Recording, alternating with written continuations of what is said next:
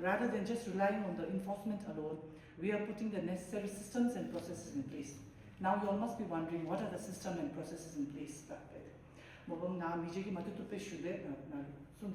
With regards to initially the act was provision based and then it allowed commercialization without putting the necessary provisions in place.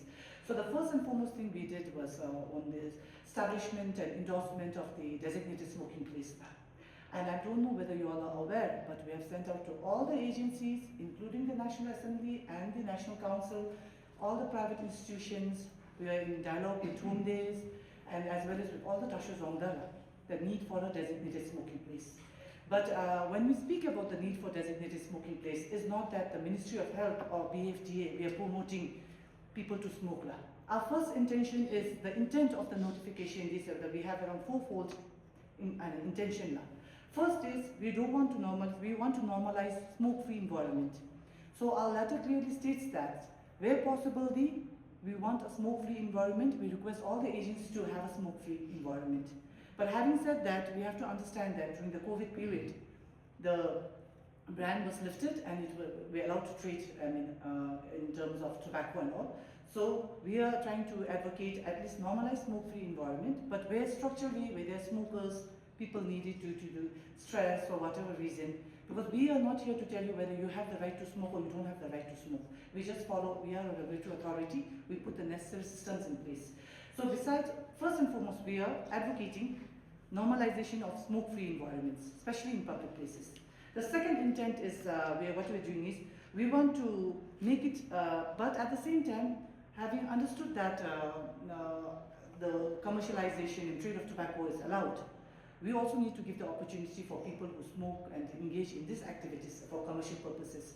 So that's why we're saying where possible or where needed, designated smoking place needs to be there. Mandatorily, we've also given the deadline for 31st December 2026. All the agency, all the private sector, government, even including ACC, NA, all the offices, if they have smokers, they need to have a designated smoking place for people. And the intent is because we don't want to stop people from smoking, or we don't want to initiate people to start smoking. But what we want here is that at least our intent or objective is that people are not exposed to secondhand smoke. I think research has shown that secondhand smoke is injurious. And also we want to reduce the visibility of smoking. Right now we see people smoking all over the place. And we can't blame them. Also, Niji also highlighted on that. Because if you find people telling you you're not supposed to smoke, they tell us directly, they tell my inspectors directly, or they tell the police directly. So where is this? So they are right. So right now the systems and processes we are putting in place is designated smoking place is standard, which should be implemented by 31st end of this year by all agencies and all public places, and including home days and highway where possible. And the second one is we want to make it also by having that designated smoking place in an isolated place, we want to make it less convenient for people to smoke. Because if you have that, right now people are smoking everywhere, but if there's designated places a little bit far off, then people will be as inconvenience create. So we're trying to do that. And the third one is we want to promote law-abiding citizens and behaviors in our colleagues and youth. And the important thing, the fourth intent of the ban was to have a cleaner and safer public places.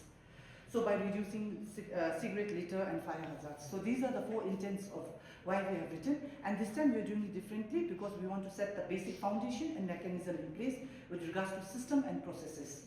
So with that, we are in touch and dialogue with the relevant stakeholders.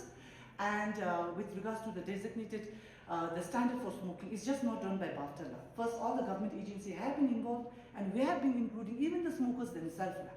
Because the government has allowed it, so now we need to make the necessary measures in place, and that is what we are doing right now.